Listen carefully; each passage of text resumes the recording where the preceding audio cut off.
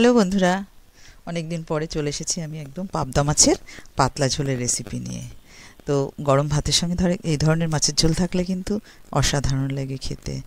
আমি একদম স্বাভাবিক সাধারণ ঘরোয়া রান্নাই করি, শীতের সব রকম সবজি দিয়ে পাবদা মাছের পাতলা ঝোল।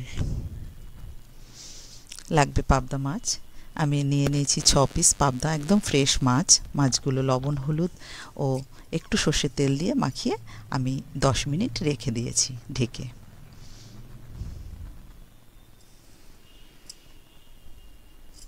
কড়াইয়ে সর্ষের তেল দিয়ে দেব। কড়াইটাও ভালো করে গরম করে নিয়েছি আর সর্ষের তেলটা ভালো করে গরম হয়েছে। তারপরে আমি মাছগুলো এইরকমভাবে ভেজে নেব। একটা পাতলা ঝোল হবে যেহেতু, তাই একটু ভালো করে মাছগুলো ভেজে তুলে নেব। ঠিক এইরকম লাল লাল হয়ে গেছে যখন মাছগুলো, তখন এইভাবে আমি তুলে নেব। সব মাছগুলোই এই একইভাবে ভেজে নেব। তারপর মাছের ঝোলের জন্য একটা মশলা রেডি করে নেব। আমি 1.5 টিস্পুন মতন গোটা জিরে নিয়ে নেব পরিমাণ মতো আদা, নিয়ে নেব টমেটো হাফ, আর 5-6টা কাঁচা লঙ্কা।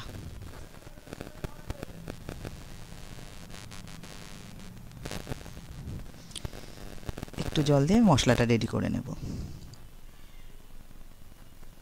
মাছ ভাজার তেলের মধ্যেই ফোড়নে দিয়ে দেবো একটা শুকনো লঙ্কা, একটা তেজপাতা আর খানিকটা গোটা জিরে। এই ফোড়নটা একটু ভাজা হলে না ঝোলের ফ্লেভারটা খুব ভালো আসে, তাই আমি একটু ভেজে নেব ভালো করে। তারপরে এবার কেটে রাখা সবজিগুলো দিয়ে দেব। গাজর, শিম, বিনস, একটা রাঙা আলু, একটা গোল আলু দিয়ে দেব। দিয়ে আমি সব সবজিগুলো একটু নাড়াচাড়া দিয়ে 2-3 মিনিট মতো ভেজে নেব। তারপরে এবার দিয়ে দেব কেটে রাখা বেগুন। বেগুনটা নরম তাই একটু পরে দিলাম। তারপরে সবজিগুলোর মতো আমি খুব বেশি না, একটু হাফ চামচ লবণ, একটুখানি হলুদ দিয়ে একটু ভেজে নেব সব সবজিগুলো। আর এই ভাজার টাইমে একটু লবণ হলুদ দিয়ে ভাজলে ঝোলের সবজিগুলোর টেস্ট হয় ভালো খেতে। তারপরে আমি একটা কাঁচা টাইপের টমেটো একটা দিয়ে দেবো 3-4টে চেরা কাঁচা লঙ্কা। আর এবার এই মশলা বেটে রাখা মশলাটাও দিয়ে ভালো করে সবজির সঙ্গে কষিয়ে নেব।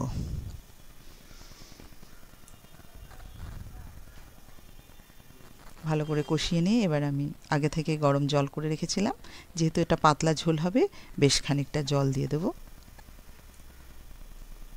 এইবার ঝোলের স্বাদ অনুযায়ী দিয়ে দেব লবণ আর হলুদ।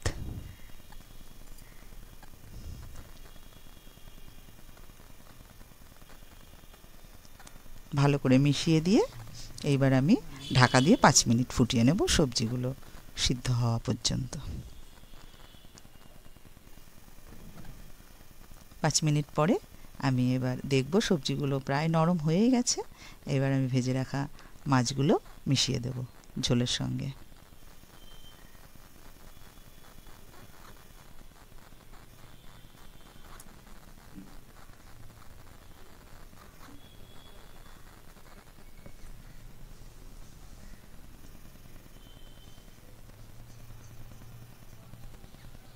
তারপরে উপর থেকে কুচনো ধনেপাতা ছড়িয়ে দেব।